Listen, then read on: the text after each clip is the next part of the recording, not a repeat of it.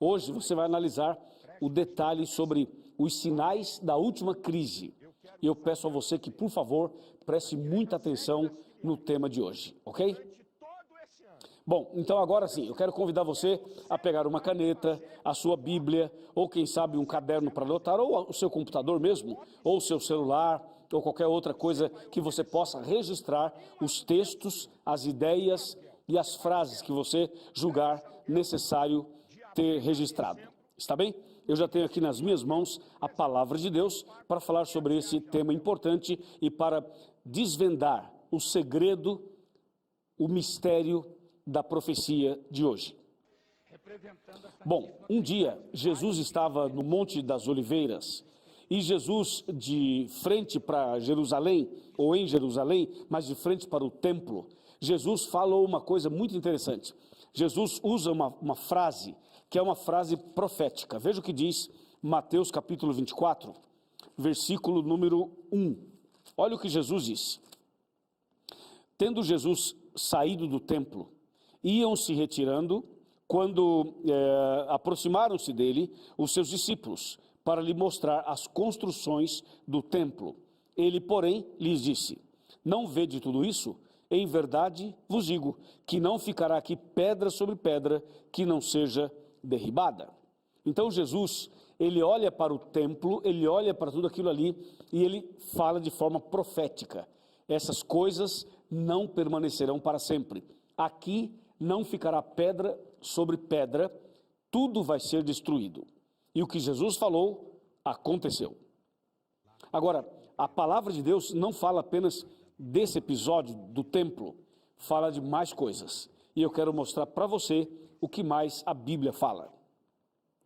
Vamos para Mateus 24, verso 3. Veja a pergunta que os discípulos fizeram a Jesus, quando Jesus disse que não ficaria ali pedra sobre pedra. Mateus 24, 3. No Monte das Oliveiras, achava-se Jesus assentado, quando se aproximaram dele os discípulos, em particular, e lhe pediram: dize-nos quando sucederão estas coisas, e que sinal haverá da tua vinda e da consumação do século.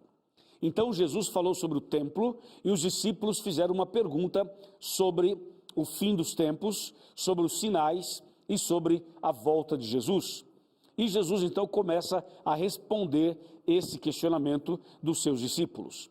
Primeiro, ele falou sobre a destruição do templo. Depois, ele responde à pergunta dos discípulos, pergunta esta que estava relacionada com os sinais do fim, com a volta de Jesus, e assim nós temos que parar um pouquinho para entender a resposta do mestre. O nosso mestre Cristo Jesus, ao responder essas indagações, Jesus foi bem claro.